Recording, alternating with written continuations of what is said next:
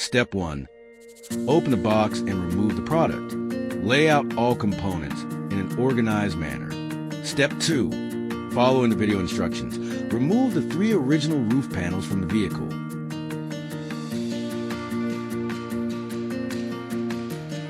Step 3. Thoroughly clean the installation areas, then apply the adhesion promoter.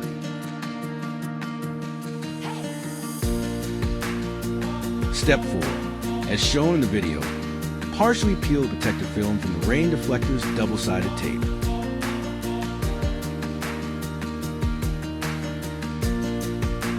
Confirm the precise position, then press firmly while gradually removing the remaining protective film to complete the installation.